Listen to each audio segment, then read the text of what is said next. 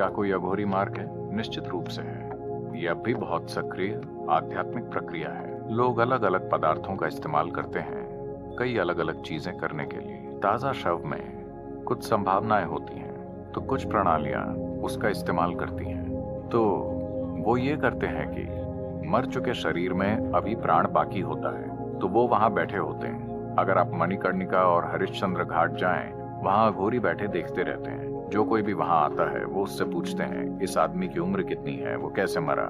इसलिए कुछ लोग जो नहीं चाहते कि ये पता चले, वो प्लास्टिक की शीट से उन्हें ढक देते हैं ताकि लोग उसे देख न सकें। उस आदमी की उम्र कितनी है वो नहीं बताएंगे, लेकिन अघोरी जानना चाहते हैं। अगर वो एक युवक है जो एक प्रचुर जीवन था और वो किसी वजह से मर गया, वो उस तरह का शव चाहते हैं। जब ऐसा होता है तो वो वहां काम करना चाहते हैं। वो उस ऊर्जा का लाभ उठाना चाहते हैं जो निकलती है। जब शरीर जलने लगता है तो इस प्राण को तुरंत बाहर निकलना होता है। जब वो बाहर निकलता है, वो उस जीवन ऊर्जा का लाभ उठाकर अपने साथ कुछ करना चाहते हैं। अगर आप उसका विज्ञान नहीं जानते, आप बस ये नहीं सोच सकते कि ये सब अजीब है। हाँ, ये कुछ करने का एक चरम तरीका है। ये हर किसी के लिए नहीं है। कोई ऐसा रास्ता क्यों चुनेगा? क्योंकि वो जीवन को अच्छे और बुरे की तरह नहीं देखते। वो बस जीवन को परम प्रकृति की ओर एक संभावना के रूप में देखते हैं। वो कैसे की परवाह नहीं करते। वो परवाह नहीं करते कि वो वहां कैसे पहुंचेंगे। अघोर कभी भी सामाजिक रूप से स्वीकार्य मार्ग नहीं रहा है, क्योंकि वो लोग जो चीजें करते हैं वो आपकी किसी भी कल्पना से एकदम परे है। वो तमाम तरह की चीजें करते हैं। ये ऐसे लोग होते हैं, आप वाकई मुर्दे को जिंदा होते और उस तरह की चीजें देखना चाहते हैं, तो यही वो लोग हैं। ये बहुत, मैं कहूँगा कि परिपक्व तकनीक है। अगर आप एक तकनीक के तौर पर आध्यात्मिकता की सभी प्रणालियों को देखना चाहते हैं, तो ये बहुत अपरिपक्व तकनीक है। लेकिन फिर भी एक तकनीक है। ये काम करती है, लेकिन अपरिपक्व है। देखिए, अब अगर आप पानी खोजना चाहते हैं, आप खाली हाथों से कुआं खोद सकते हैं, या आप सब्बल और फावड़े से खोद सकते हैं, या किसी और तरह के और बढ़िया बर्मों का इस्तेमाल करके खुदाई कर सकते हैं, या आप एक ड्रिलिंग मशीन से खुदाई कर सकते हैं। आज आप वास्तव में उसे लेजर से कर सकते हैं। ये महंगा है, इसलिए कोई नहीं करता, वरना आप लेजर से कुआं खोद सकते हैं। वही कुआं, वही पानी, लेकिन आपका तरीका अलग है। तो अगर आप खाली हाथ से उसे करते हैं, तो जब तक आप पानी पिएंगे, आपके हाथों में कोई नाखून या त्वचा नहीं बचेगी। लेकिन आपको परवाह नहीं है, क्योंकि आपको बहुत प्यास लगी है। आपको बहुत प्यास लगी है, और ये बहुत लंबी प्रक्रिया भी होने वाली है।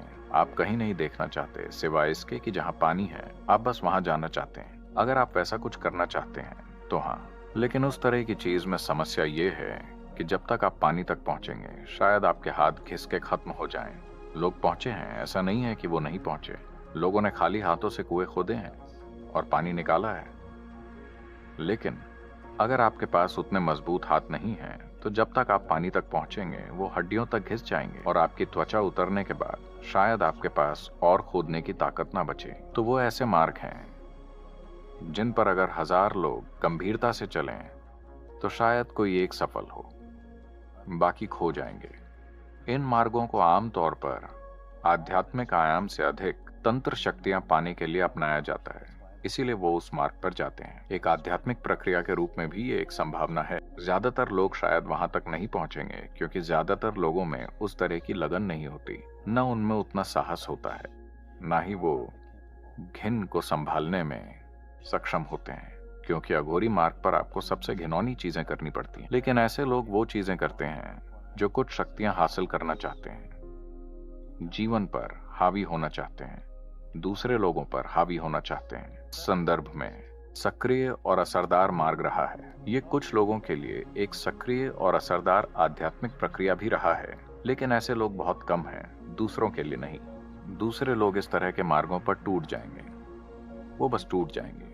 इसके लिए अलग तरह का होना होता है। वो उस मुकाम तक पहुंचना चाहते हैं जहां आप जिस चीज से नफरत करते हैं, वो उससे दोस्ती करने की कोशिश कर रहे हैं।